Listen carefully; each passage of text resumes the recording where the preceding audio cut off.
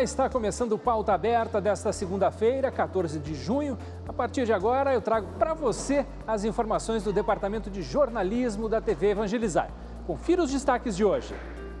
O Brasil vai receber 3 milhões de doses da vacina da Janssen até esta terça-feira. A entrega, que ocorreria entre outubro e dezembro, foi adiantada. O capacete Elmo já ajudou pelo menos 3 mil cearenses a superar a Covid-19 sem a necessidade de intubação. Na nossa coluna sobre seus direitos, você vai ver que as mensagens trocadas por aplicativos podem ser usadas como prova na justiça. Fique aqui comigo que o Pauta Aberta está no ar. A gente começa com boa notícia. No mês de junho, a Pfizer deve entregar ao Ministério da Saúde 12 milhões de doses da vacina contra a Covid-19. Até o fim do ano serão 200 milhões de doses do imunizante. A Anvisa autorizou o uso da vacina para pessoas a partir de 12 anos de idade. A segurança e a eficácia da vacina para quem tem 12 anos ou mais foi aprovada após a Pfizer fazer testes em outros países. O estudo foi validado no Brasil pela Anvisa e agora a bula da vacina passará a indicar a nova faixa etária. Por enquanto, este é o único imunizante aprovado no país com indicação para menores de 18 anos. Para essa aprovação, a Anvisa levou em conta estudos que a Pfizer fez, mostrando que nessas crianças de 12 a 16 anos, o perfil de eficácia se mantém e não há qualquer problema adicional de segurança. A vacina da Pfizer também foi autorizada para uso a partir dos 12 anos na Europa, Estados Unidos e Canadá. E também já pode ser aplicada em adolescentes no Uruguai e no Chile. O Brasil já tem contratado 200 milhões de doses da vacina da Pfizer para serem entregues até o final deste ano. Dessas, o país recebeu e distribuiu 6 milhões de doses aos estados. Em junho, o país deve receber mais 40 milhões de doses de imunizantes. Até o final do ano, todo brasileiro com mais de 18 anos de idade deve estar vacinado. As nossas 38 mil salas de vacinação são capazes de vacinar até 2 milhões e 400 mil brasileiros todos os dias. A repórter Malu Piccolo tem mais informações sobre vacinas contra o coronavírus. Olá, Malu. Oi, Fabrício. Uma ótima tarde para você e para todo mundo que acompanha a gente aqui no Pauta Aberta. Eu começo falando de vacinas. No fim de semana, chegou ao aeroporto do Galeão, no Rio de Janeiro, um novo lote de insumos farmacêuticos ativos, IFA, para a produção de novas vacinas contra a Covid-19 da AstraZeneca Fiocruz. O lote será suficiente para produzir aproximadamente 6 milhões de doses do imunizante, que tem de ser entregues ao Ministério da Saúde até o dia 10 de julho. E o Brasil vai receber 3 milhões de doses da vacina da Janssen até essa terça-feira. A entrega, que ocorreria entre outubro e dezembro, foi adiantada após a aprovação da Agência Reguladora de Medicamentos dos Estados Unidos. A vacina é de dose única e deve acelerar o andamento do Plano Nacional de Imunização. Daqui a pouquinho eu volto com mais informações. Obrigado, Malu. Depois de 6 meses do lançamento, o capacete Elmo já ajudou pelo menos 3 mil cearenses a superar a Covid-19. O equipamento inovador está em uso em quase todo o país. A dona Irismar foi mais uma contaminada pelo coronavírus. Moradora da cidade de Jaguaribe, teve que ser transferida para a capital por causa da insuficiência respiratória. Foi o capacete Elmo que ajudou em sua recuperação. Eu não chamo capacete Elmo, eu chamo capacete da minha salvação.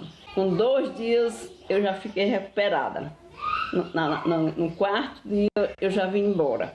O equipamento criado aqui no Ceará já é utilizado em 23 estados do país, auxiliando no suporte respiratório de pessoas com insuficiência respiratória causada pelo coronavírus. Esse dispositivo não invasivo materializa a esperança no enfrentamento à doença. A gente acaba chegando nesse número de entre 60% e 65% de pacientes que usaram Elmo não precisarem de intubação. Essa é uma análise preliminar, são números que não estão publicados numa revista científica, mas que são coletados a partir de dados de várias unidades hospitalares, por exemplo, da rede da Secretaria de Saúde. Mais de 1.000 profissionais da saúde já foram capacitados para o manejo do capacete Elmo. O governo do Ceará fez uma parceria com os estados do Maranhão e do Amazonas para que os profissionais da Escola de Saúde Pública façam um intercâmbio com formações para o uso do equipamento. Até o momento, 2.375 unidades do dispositivo foram repassadas para a Secretaria Estadual de Saúde. Com os equipamentos disponíveis, a pasta faz a distribuição do capacete para unidades da Rede Pública de Saúde de Fortaleza e do interior do estado.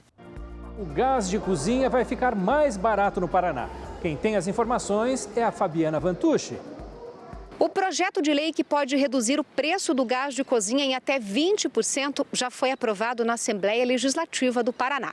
Na prática, vai funcionar da seguinte maneira: o consumidor poderá comprar o gás de qualquer marca, independentemente daquela que está estampada no botijão.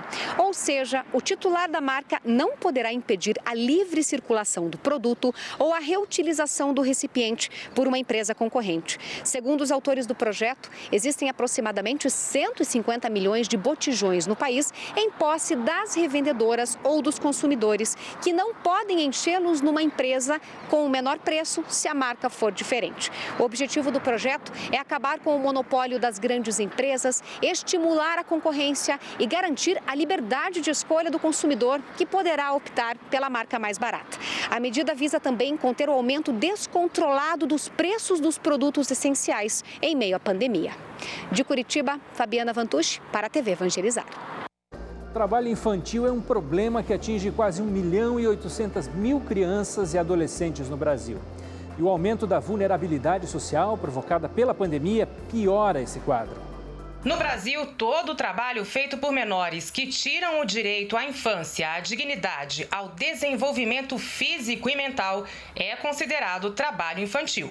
As pessoas costumam confundir ou até romantizar parte do que acontece de trabalho infantil, mas o trabalho infantil, né, da forma que a gente chama, ele é aquele que reproduz ciclos de pobreza em muitas famílias e que trazem, sim, prejuízos para o desenvolvimento da criança ou do adolescente. Em 2019, o Brasil tinha 1.768.000 crianças e adolescentes de 5 a 17 anos nessa situação, o equivalente a 4,5% da população nessa faixa etária. A maior concentração estava entre os 14 e 17 anos, 78,7% do total. 66,1% eram pretos ou pardos. Há uma concentração maior do trabalho infantil nas ruas, em feiras livres, né? E temos também trabalho infantil doméstico, que é menos visível aos olhos das pessoas, porque acontece no âmbito das residências. E temos trabalho infantil em construção civil e no meio rural também. 2021 foi escolhido pela ONU como o Ano Internacional para a Eliminação do Trabalho Infantil. E a data vem marcada pelos efeitos da pandemia. Um levantamento feito pelo Unicef só aqui na cidade de São Paulo mostrou que entre maio e julho do ano passado, o trabalho infantil cresceu 26% entre 52 mil famílias em situação de vulnerabilidade. O Ministério Público do Trabalho tem uma campanha para ajudar no combate ao trabalho infantil. A solução passa primeiro pela conscientização da sociedade. Crianças e jovens têm direito à infância e adolescência, têm o direito de estudar. Mas não é só isso. A sociedade fala muito dessa questão, olha, é melhor estar trabalhando do que estar roubando, ou melhor estar trabalhando do que estar se drogando, né? Como se existissem só essas duas soluções. Basta ver os filhos de classe média que estudam, né, num turno e no contraturno, praticam atividades que fomentam o seu desenvolvimento pleno, integral e sadio. O Estado precisa fornecer às famílias vulneráveis condições de sair daquela estado de vulnerabilidade e permitir que crianças e adolescentes frequentem a escola, né, para que possam se desenvolver e romper com o ciclo da pobreza.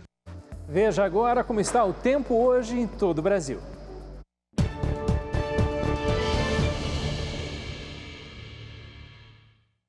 A segunda-feira ainda será fria no centro-sul do país, mas já não há chance para geada na região sul.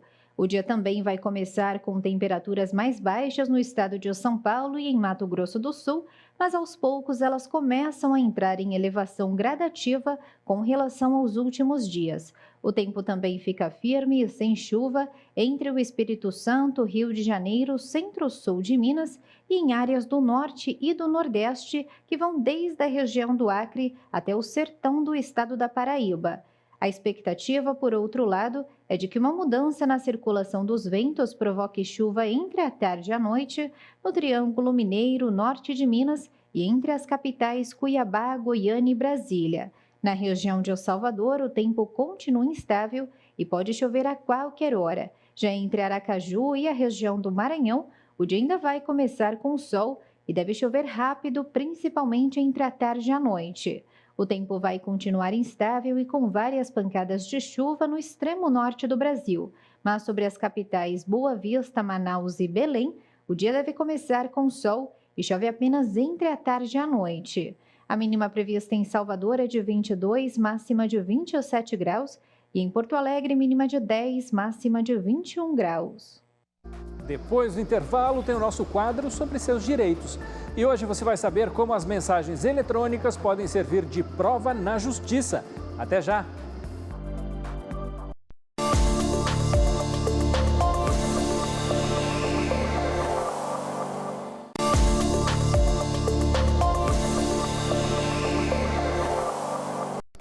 Estamos de volta com o Pauta Aberta desta segunda-feira. Eu sou o Fabrício Binder e agradeço a sua companhia e audiência em todo o Brasil. Eu volto a conversar agora com a repórter Malu Piccoli sobre a doação de vacinas contra a Covid para os países mais pobres do mundo. Olá, Malu! Oi, Fabrício. Eu volto ainda para falar de mais vacinas. Isso porque nesse fim de semana aconteceu a primeira reunião do G7 desde o início da pandemia. Os líderes dos 7 países mais ricos confirmaram um compromisso para doar 1 bilhão de doses de vacinas até o fim do ano que vem. Ainda não foram anunciados os países que serão beneficiados. O grupo, composto por Estados Unidos, Reino Unido, Canadá, França, Alemanha, Itália e Japão, também discutiu um plano mundial de infraestrutura para rivalizar com a China. Uma ótima segunda-feira para você, Fabrício. Eu fico por aqui desejando uma ótima semana para você e para todo mundo que acompanha o Pauta Aberta. E segunda-feira é dia do nosso quadro sobre seus direitos. Hoje você vai ver como a tecnologia pode ajudar consumidores e empresas que precisam da justiça. Boa tarde a todos que assistem o programa Pauta Aberta. A tecnologia nos dias de hoje passou a ser um aliado do consumidor e também das empresas, porque facilita as relações no dia a dia. Por exemplo, muitas transações comerciais são realizadas via aplicativos de mensagem e também a comunicação entre as pessoas que estão de longa distância. Por quê? Porque podem ser feitas até mesmo comunicações via videoconferência. Nesse mundo que atingiu a pandemia, facilitou-se também as negociações dos pequenos empreendedores, uma vez que colocaram seus produtos e serviços por meio de grupos ou até mesmo pela sua listagem de clientes, à venda esses produtos e serviços por meio desses aplicativos. Uma coisa é muito importante ressaltar que as mensagens por meio de aplicativo podem servir como meio de prova em juízo.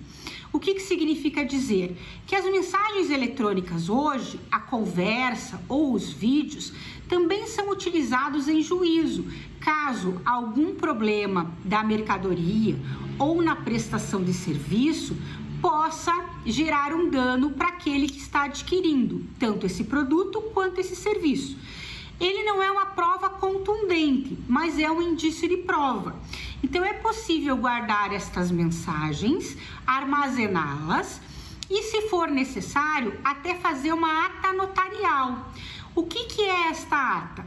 Levar as mensagens todas de WhatsApp ou de Telegram, enfim, ou outro aplicativo de mensagem, até o cartório e utilizá-las como forma de prova, porque o cartório, aí nesse caso servia como meio de prova, o cartório vai chancelar a validade destas mensagens.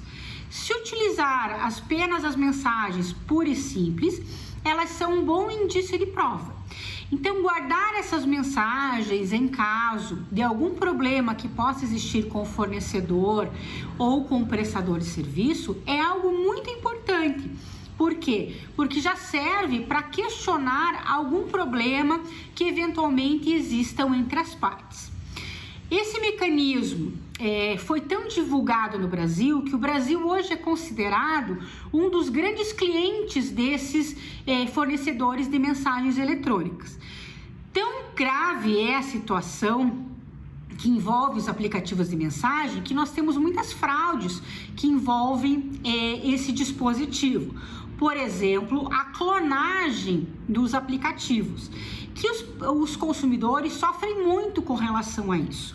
Principalmente quando a clonagem muitas vezes nem é sabida por esse consumidor e ele é alertado por um dos seus contatos.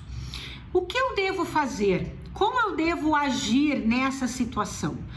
É muito comum que seja alertado quando o golpista peça dinheiro para um contato. E somente assim esse contato envia a mensagem confirmando ou não se há essa solicitação de dinheiro. Quando solicita essa informação, muitas vezes acaba caindo neste golpe. Então é um cuidado que se deve ter quando há pedidos de dinheiro por meio de um contato de envio de mensagem. O que deve ser feito? A primeira atitude que deve ser tomada é enviar a informação ao aplicativo que você tem adicionado no seu telefone celular.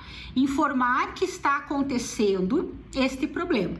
Desinstalá-lo é uma outra situação importante para depois ser reinstalado para colocar em modo de segurança por 2 autenticações, que é informado isso no próprio aplicativo. E também informar a delegacia de núcleos cibernéticos da sua cidade ou uma delegacia que, se caso não seja especializada, que possa fazer esse boletim de ocorrência para que seja rastreada esta pessoa que eventualmente esteja vinculado a esse crime cibernético.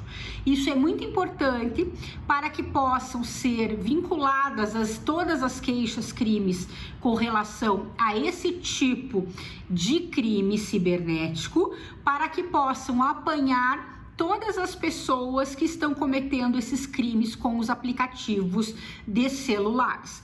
Então, esse é um cuidado que deve se ter. O aplicativo de mensagens é algo muito utilizado e muito importante no dia a dia, mas a cautela é devida. Então, os cuidados são necessários.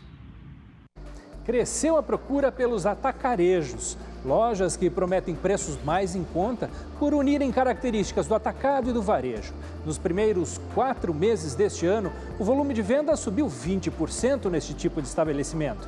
Já nos hipermercados, o crescimento foi bem menor, de 1% no mesmo período. Meio atacado, meio varejo. São os chamados atacarejos.